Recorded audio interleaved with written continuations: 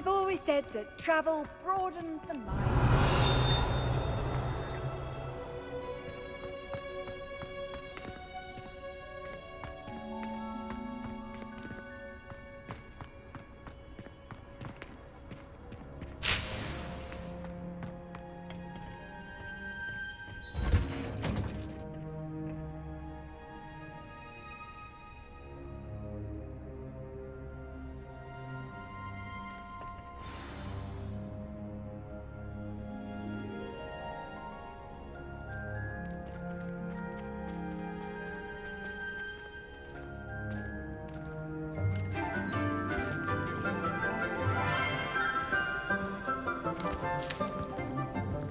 Good morning, Professor Garlick. How wonderful it is to see you again, Lenora dear.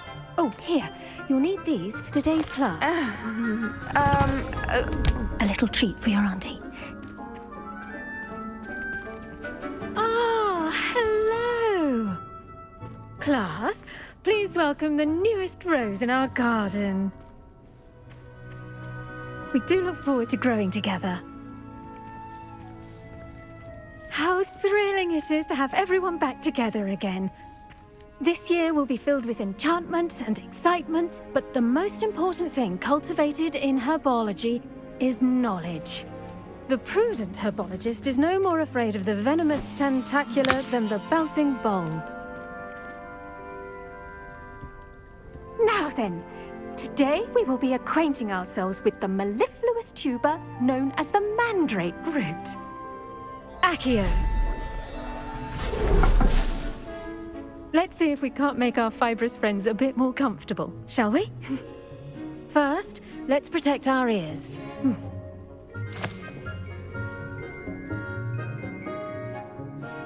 Now, everyone, grip their mandrake by the tendrils and give it a firm tug.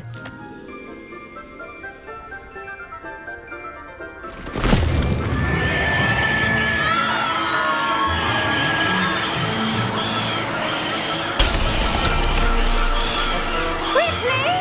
Place your mandrake in the new pot and patch out the soil!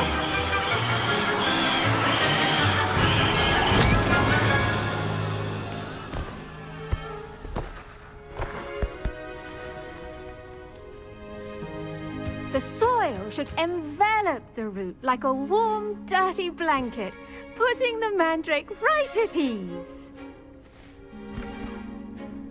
Reparo! I'm very sorry about that. Yours was a bit mature, I'm afraid. All right then, off you go. Splendid work, everyone. Now, for our next task, we'll be planting dittany at our potting tables. You can all get started. I need to have a brief word with our new student. Revelio. The best time to plant a seed is last season. The second best time is now.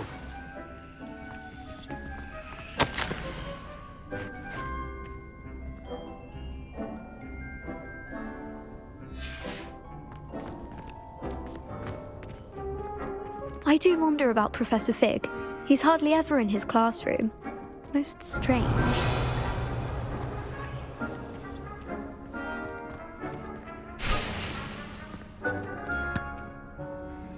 Yes, Professor? Firstly, well done with your mandrake. They can be rather difficult to get a grasp of. Actually, I enjoyed it. I couldn't help but catch your enthusiasm. How kind of you.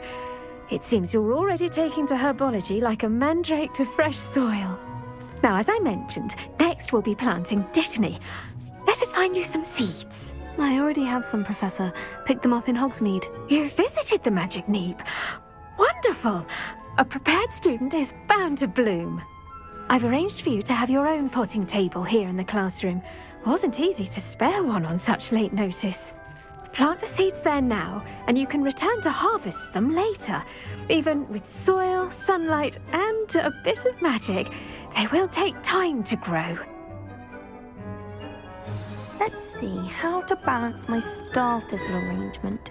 Niffler's fancy. Dittany's restorative properties make it a vital ingredient in the Wiggenweld potion, as you all should know from Professor Sharp's class.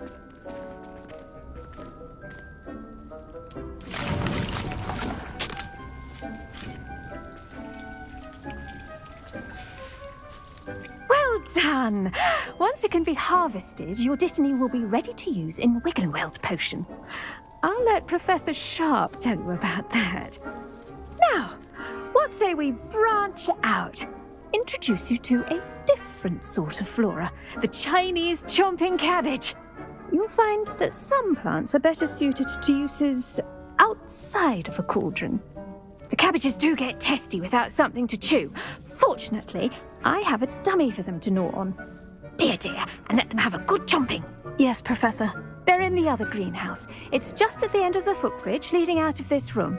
Your classmate, Mr. Pruitt, has kindly offered to accompany you. Come back and see me when you're finished. Oh, and mind your fingers. They do bite.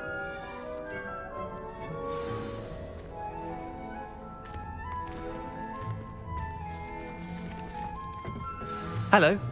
Saw you on your way to Hogsmeade the other day. Nice to meet you. I'm Leander. I'll be showing you the Chinese chomping cabbages. Up these stairs will take us there, but you'll lead. Nice work in Defense Against the Dark Arts, by the way. Excuse me? Your duel with Sebastian! And he's good. Thinks he's really good. But you outright slaughtered him. It was brilliant. Oh, well, thank you. I nearly put Sebastian in his place myself. I mean, I would have, if Hecate hadn't stopped me. Didn't she... Here we are, home of the Chinese chomping cabbage. Go on, grab a few of those cabbages. Just mind your fingers. I almost thought... Now, see that dummy? Just toss the cabbages at it, and they'll do the rest.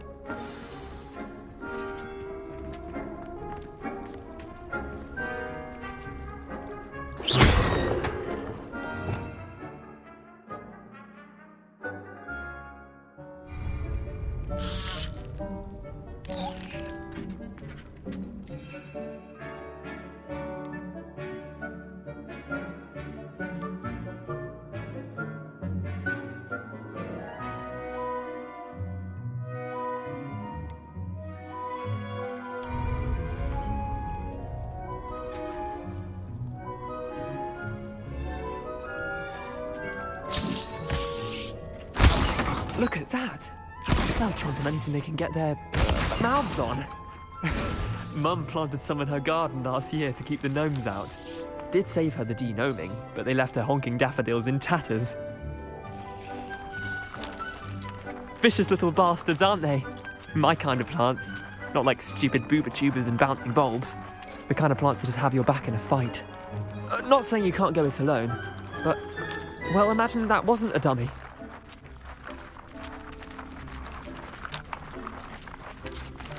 I suppose they could prove useful outside of the greenhouse. Nothing wrong with a bit of backup, even if it is from a cabbage. It's chaos out there. Trolls in Hogsmeade and such. You can't be above throwing a cruciferous vegetable if necessary. Dogweed and deathcap has more of them, if you're keen. Other plants too. Ones your parents wouldn't plant in the garden. You get the idea. Anyway, we probably ought to head back to class. Take your time. I'll see you back in class.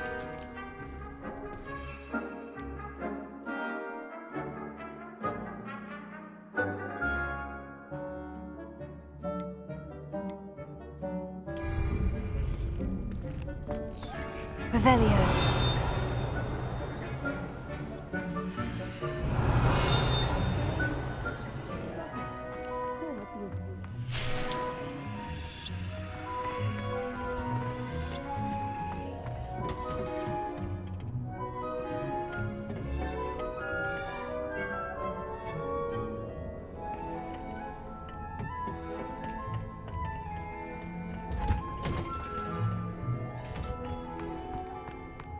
Revelio.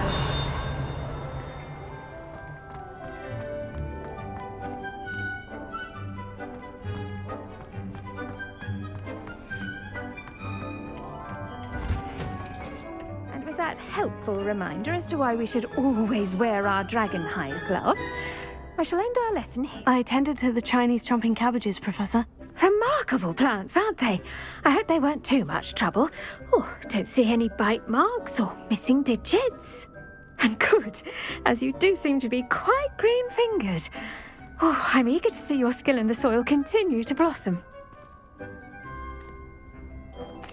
Magical plants have so much to offer.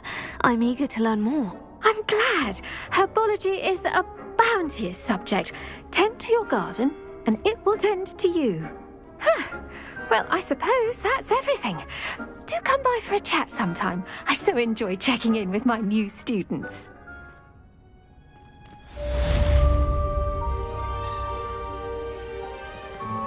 Hope those mandrakes are really relishing their new pots. Only cost me my damned hearing. Revelio.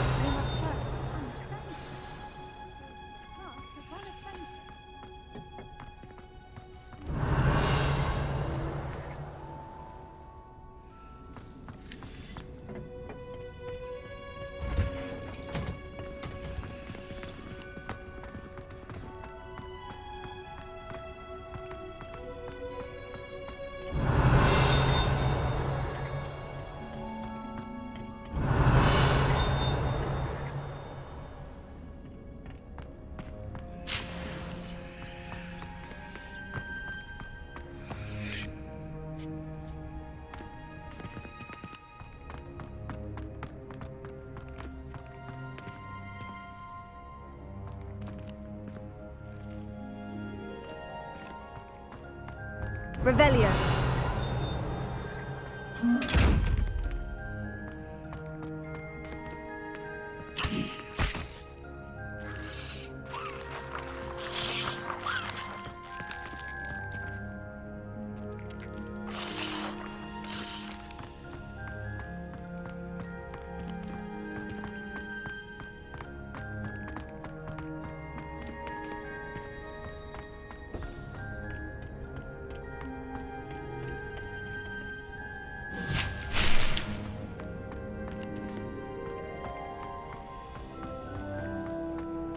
Revelio.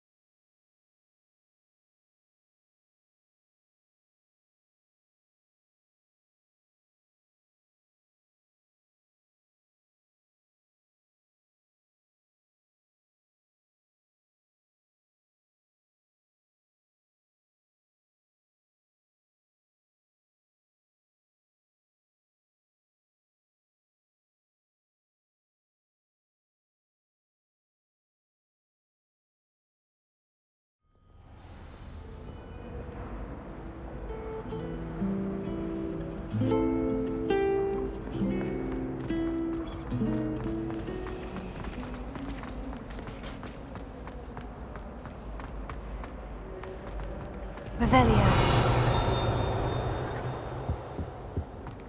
I think there were doxy eggs as well. But surely those... Shouldn't there be auras or someone from the ministry guarding the school after the incident in Hogsmeade? What the Black would never allow this. It would make them look completely incompetent, which they do.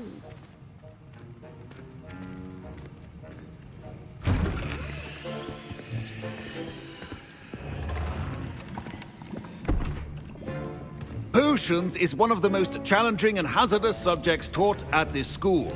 As fifth years, you will be required to reach new heights of both discipline and intellect. You will begin this term by brewing a Wigan Weld potion. Mr. Takar can you tell us why this particular potion might come in handy? Yes, Professor Sharp. The Wiggenweld potion can be used to sterilize and even heal a variety of injuries.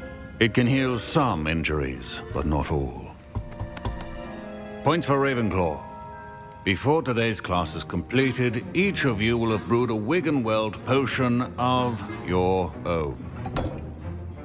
You never know when you might need it.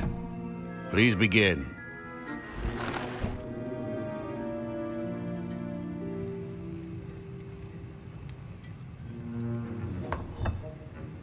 Use a strong, even motion when crushing your ingredients. Please be meticulous when adding powder to your potions. One errant sneeze could be disastrous.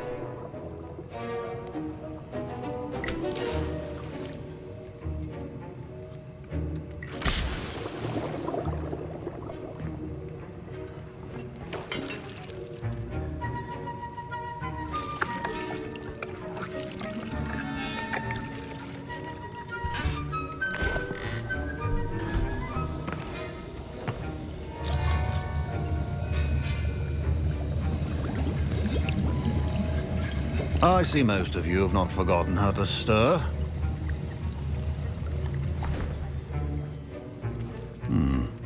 Not an easy potion to brew. Well done. And from what I hear of your recent exploits in Hogsmeade, you'd also do well to practice brewing the defensive Edurus potion. Professor Weasley had you acquire the recipe from J. Pippin's, correct? Yes, sir. Good. For the moment, you can find the ingredients you need in my office. But in the future, you'll be expected to provide your own ingredients. Some can be harvested from the plants you grow in your herbology class, and rarer ones can be purchased. Others, however, may be harder to obtain, and will require you to be a bit more resourceful. Come and see me when you've finished brewing, and we'll see if it was skill or luck the first time round.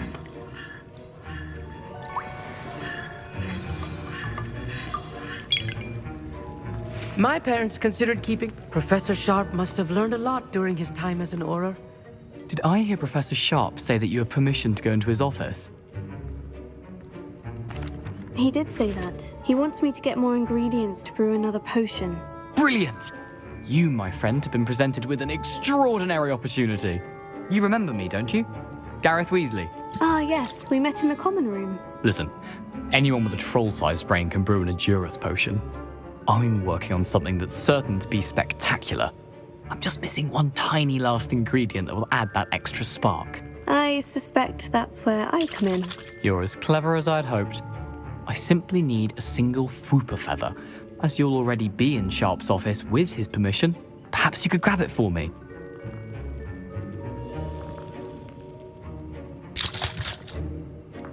I don't know, Gareth. I don't want to get on Sharp's bad side. You won't. Fwooper feathers aren't that valuable. Sharp won't even miss it. Very well. I'll bring you a Fwooper feather. Brilliant! Wait until you see what I'm brewing. Hurry back to me when you have the feather.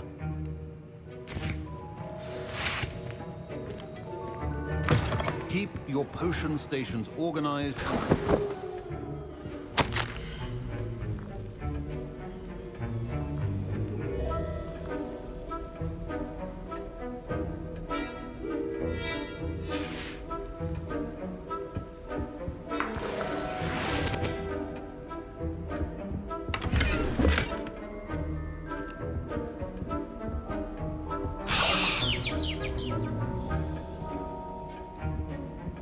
Revelio.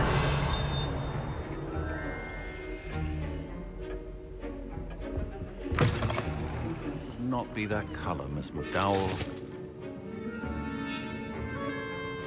I was impressed that you were able to answer Professor Sharp's question about the Wiggenweld potion. Oh, you're the new student.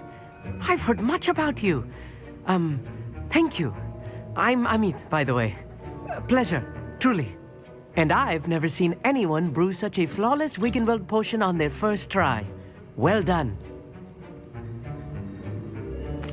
I'm glad I was able to get it right the first time. You must simply have a knack for potion making. Some students seem so confounded by potion recipes, it's as if they're written in gobbledygook. A fascinating language, by the way. Neither here nor there, really, but I am a self-taught speaker. Merlin's beard, good conversation is the enemy of free time. I must return my book, Gateway to the Far Stars, before my next class. Speaking of stars, we'll be in astronomy together. You'll love it. Professor Shaw is firm, but quite clever. See you soon, no doubt.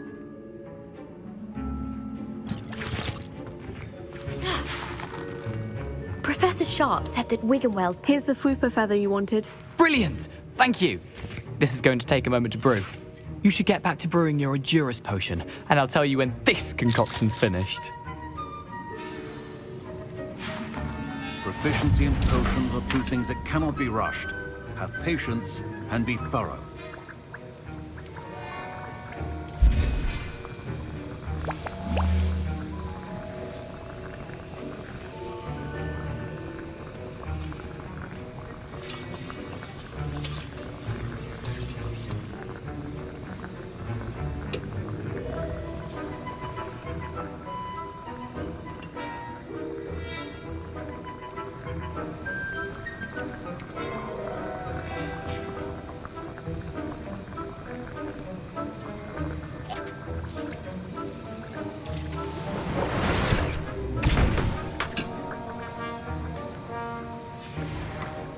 And now we add the mallow sweet, and...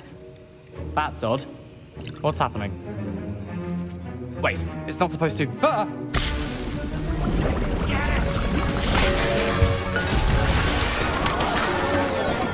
Dragon Dark! What happened? Well done, Gary. My Wiggenweld potion's utter rubbish. What now, Mr. Weasley? Sorry, Professor. That'll be points from Gryffindor. Again. Mr. Weasley did not do this on his own. His accomplice will answer to me as well. I brewed an Edurus potion, as you asked, Professor. I'm surprised you had the time. You seemed rather busy helping Mr. Weasley brew chaos. I'm sorry, Professor. I was merely trying to help a friend. Taking responsibility for one's actions does go a long way with me. I shall assume that you've learnt a lesson. As for the work you did today at your own cauldron, I will say you've done well. I confess I was skeptical, given the advanced nature of this class and the fact you're a new student. I'm glad I was able to meet your expectations. A rare occurrence. And you do well to remember that you're not a potions master quite yet. In addition to having a solid grasp of how to combine various ingredients, you should gain an understanding of the ingredients themselves. Pay particular attention in herbology. The plants you nurture there are often essential to the potions you brew here. Now, I recommend that you find a safe location in which to practice brewing. You cannot leave a hot cauldron simply anywhere. That'll be all. I think each of us has had enough excitement for one day. Class is dismissed. Revelio.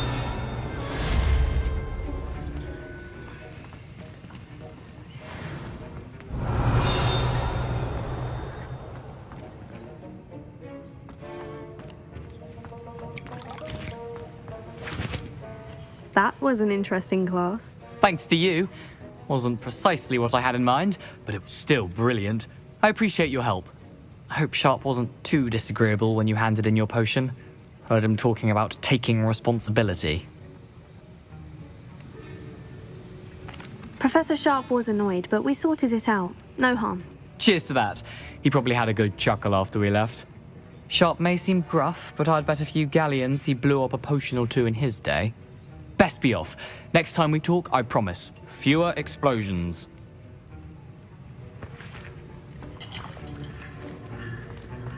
Revelio.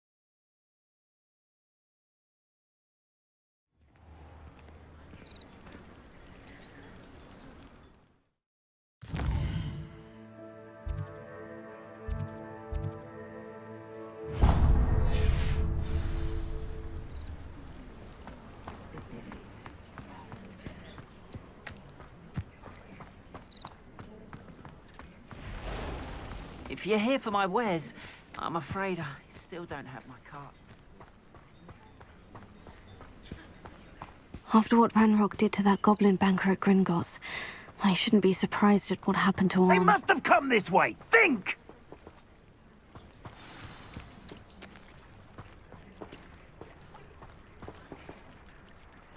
I've no idea who it is you think I might have seen. I've been busy with my research. I do not have time to... Victor Rookwood don't give a doxy's nip back your time. Oi! Speak of the devil. Mr. Rookwood would like a word with you. A student? You can't be serious. Enough out of you. Leave her alone. Stupefy! Let's get this over with, shall we?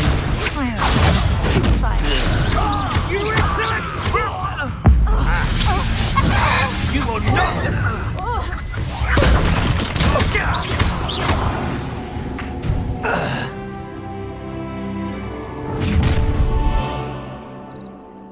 I'll watch the light go out of your eyes.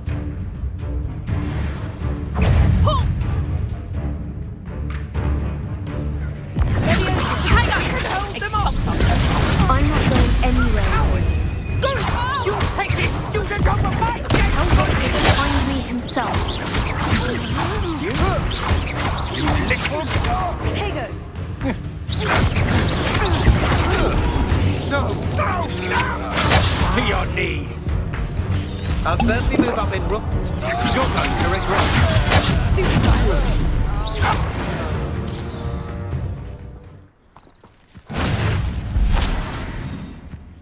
What on earth just happened? I've never been accosted in such a manner. And so close to Hogwarts. Are you all right? I am, thanks in no small part to your excellent defensive skills. Care to tell me why two Ashwinders were ready to dispatch me to get to you? Ashwinders? Victor Rookwood's thieves and extortionists, his little cronies. They seemed quite keen on you. It's a long story, but thank you for your help. Well, you've avoided them for the moment. Priya warned me things were getting dangerous. Best get moving on my research before they return. You mentioned someone named Priya. Yes, my wife. She's the one who piqued my interest in Merlin. Gave me a book when we were students at Hogwarts. Typical hard-working Hufflepuff. Brilliant potioneer. Has her own shop in Nocturne Alley. She's a travelling vendor. Hears what's going on in the Highlands before I do. You're a researcher. Nora Treadwell at your service. Historian and archaeologist specialising in Merlin's work and life. I thought that Merlin and the tales about King Arthur's court were mere myth. Mere myth? You're lucky Sir Cadogan didn't hear you. Chatters on endlessly about his connection to Merlin from his portrait at Hogwarts. Merlin attended Hogwarts, you know, and I'm studying some curious fixtures he left here centuries ago. Fixtures? These vine-covered pillars, dozens of them, all around the area. I've taken to calling them the Trials of Merlin. I believe he created them as a diversion for his fellow Slytherins. He was terribly fond of puzzles and enigmas. I can see why you're so interested in Merlin. I'd be keen to know more about the trials. Well then, I'll let you in on a little secret. No one has yet managed to figure out how they work. But I believe I have just unlocked a crucial clue. I suspect that mallowsweet is an important component in getting the trials to work. Mallowsweet? Versatile herb. Merlin repeatedly mentioned it in his writings. I had just arrived to test my theory when I was so rudely interrupted. You see, each swirl in Merlin's writing has a symbol in the center. That started me thinking, what if... The mallowsweet is meant to be placed at the center of the symbols. Precisely. Would you care to do the honors? We can see what comes of our little hypothesis. I brought a trunk chock full of mallowsweet with me. It's just over there by my tent. This trunk? Yes, take plenty, even if you already have some. I have the mallowsweet. Revelio. Now, notice the vines on these pillars here, as well as a stone swell on the ground. Each trial has these features. Place the mallowsweet on the swell, and we'll see what happens.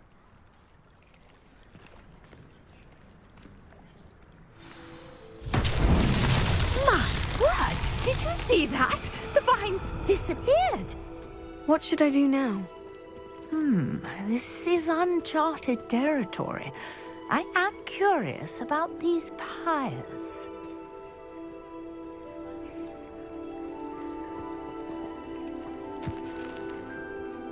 Levioso! Incendio! Merlin's beard! The flames make the pyre sink.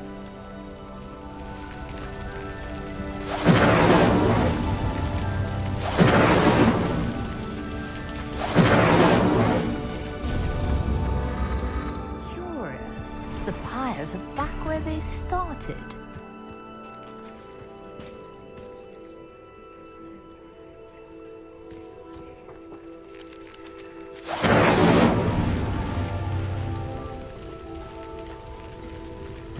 Incendio!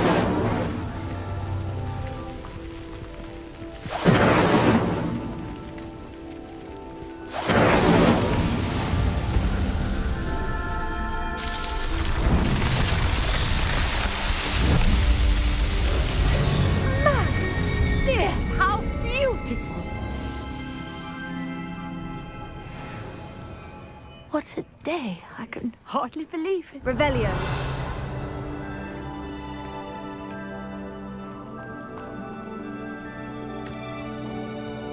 I take it we can call that a success. We can indeed. However, I now have even more questions. How does it work? I must review my notes. I may have missed something. Are all of the trials like this one? Oh, not precisely.